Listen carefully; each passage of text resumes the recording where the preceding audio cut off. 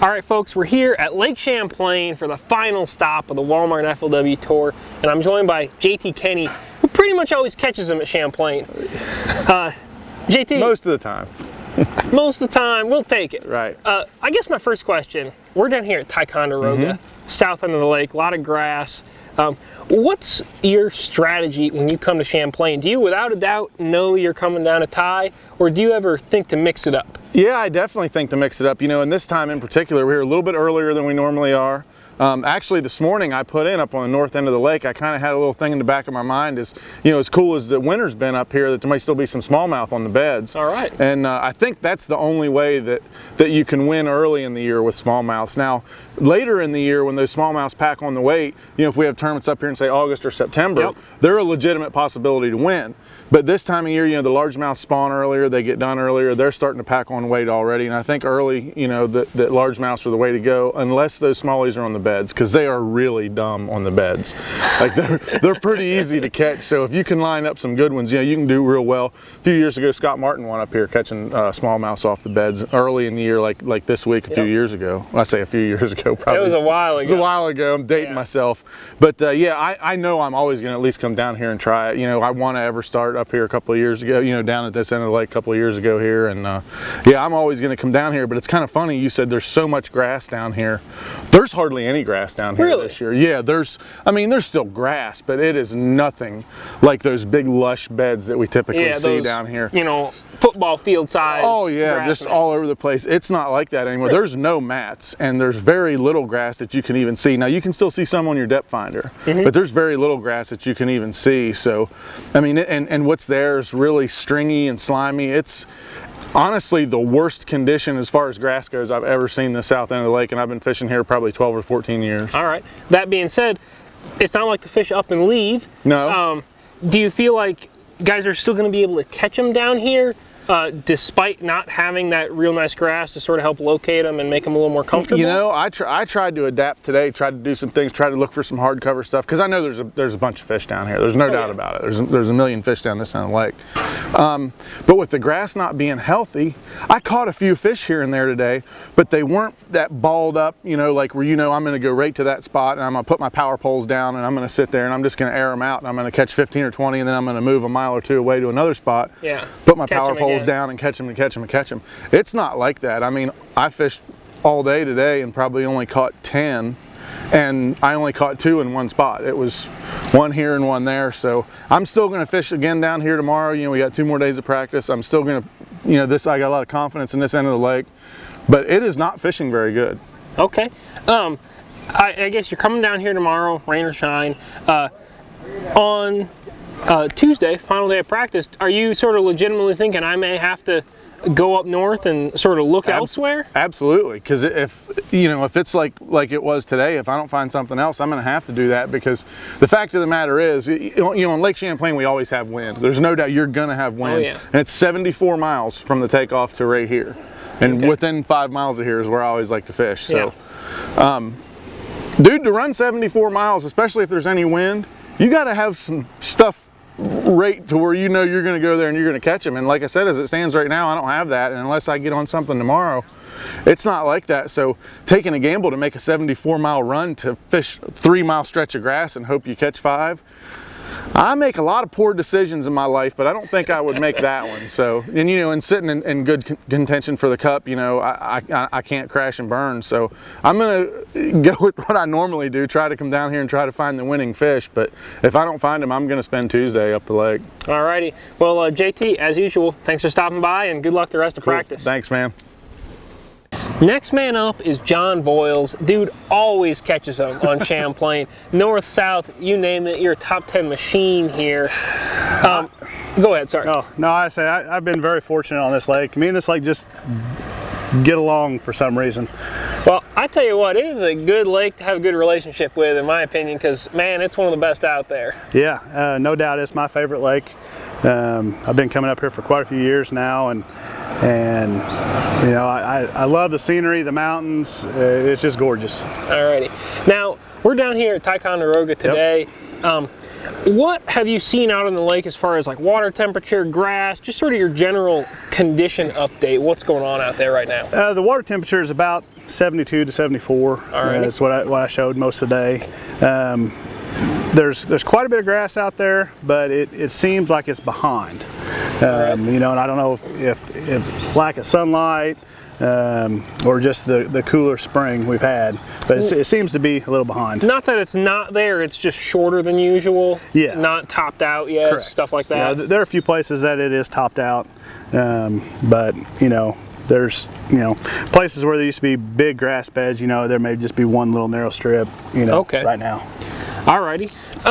I guess we'll just get right to the point of it. How was the fishing? What's your sort of assessment of this end of the lake so far? Well, overall, I thought it was kind of tough today. You know, for Thai standards. Okay. Because usually you come down here and you can just catch a lot of fish. You know, day in and day out. The lake was busy today. There's a 90 boat tournament today, so you know there's a lot of places that were covered up that you know I might have wanted to fish, but Yeah, historically good places. yeah, stuff like I that. just tried to stay out of the way of those guys for the most part. Yep. But you know, I would like to see it fishing a little better, but you know, in the end, I had a decent day, a good start. You know, nothing super, but you know, I think the fish are in transition post-spawn funk. Okay.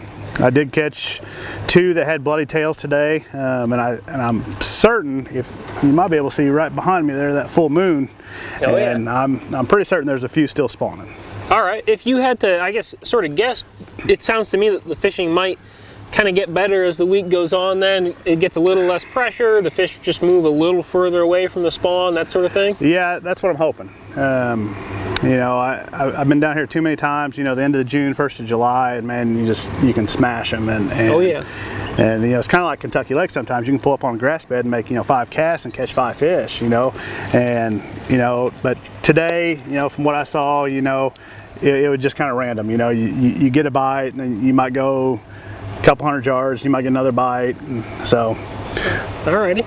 Well, it sounds like you still got a little work to do to dial things in, but knowing your history on this lake, you will get things dialed in eventually. Well, I hope so. I'm gonna spend at least a half day down here tomorrow, probably a full day, and then I'm gonna fish north the last day just to kind of a backup in case the wind blows. So. Speaking of the wind, let's say it's calm, you can run as fast as you can run. How long does it take to get to where we're standing? The Ticonderoga boat launch. It's from Plattsburgh. right about an hour. All right. An hour to an hour and 15 minutes. Just depending on conditions. And then rough water, that could make you go from it could be 1 hour to 4 hours, and all of a sudden you never even go. Yeah.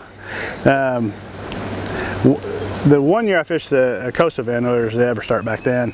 And I mean there was 4-footers coming all the way down. And it's only bad for about 30-35 miles. Oh, just 30 miles. Yeah. And once the lake starts to narrow down a little bit, it gets a little bit better. Okay. You can kind of run a little harder. So. Alrighty.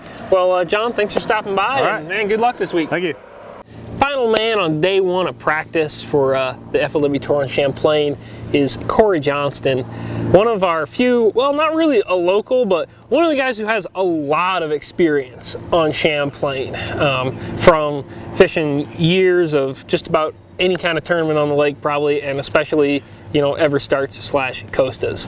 For sure. It's, I spent most of my day here in Thai, and it's definitely changed from last year, and I really thought that we were going to come down here and pound the snot out of them, and it was Really hit it right. It was going to be a slugfest, all the fish just coming off the spawn, and totally not the case. The water's down at least 2 feet, maybe 3. The water's dirty, the weeds all mossed up, and I'm kind of drawing a blank out there today. Okay. Now, I feel like you, and I guess your brother as well to an extent, typically, in my mind, you guys run down toward this end of the lake, and you guys like to fish for largemouth on Champlain. Do you think, sort of regardless, largemouth are your plan, whether it's at one end or the other, or do you feel like there's some brown ones in the mix for you? You know what? There's definitely some brown ones in the mix. This time of year, you're probably going to still find a few on beds. You're not going to find 4 or 5 pounders, but you're going to find 2.5 and 3 pounders. And for me, just I'm sitting in 25th in points, so to get 15, 16 a day, I could probably do that on smallmouth.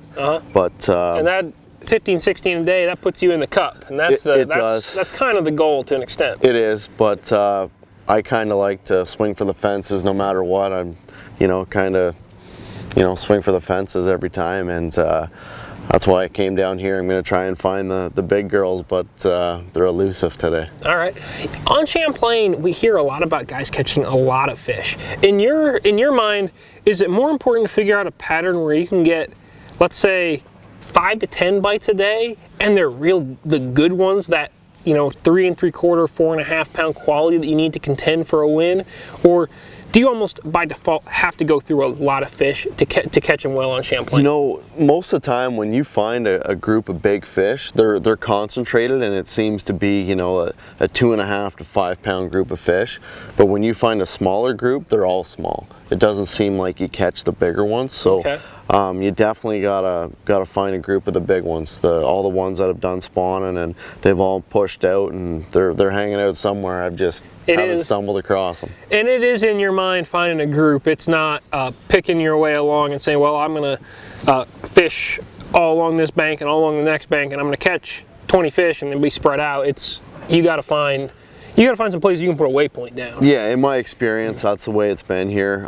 There has been some, certain tournaments where it's one here, one there, an isolated structure, but that's, kind of a pattern that isn't really going to happen this tournament, I don't believe. So, and it's probably harder to do over a multi-day deal. Absolutely, and especially with the water being down so low, you're not going to be able to get up on the bank and flip all the trees and bushes and stuff, and that's generally when that happens. Yep. So you're gonna have to find a group of fish that have pushed out. Have you fished many 4-day tournaments on Champlain? Because that extra day is potentially kind of a difference maker. I've fished a couple, but not very many, and the longer the tournament, I kind of like it because, it's all about consistency, and if you can get on the right ones here, you can catch them every day, and that's going to be the key. All right. Well, I'll tell you what, it was fun to sort of talk a little strategy as opposed to straight conditions on the lake. Absolutely. And man, best of luck these next couple of days of practice. Thank you very much. Appreciate it.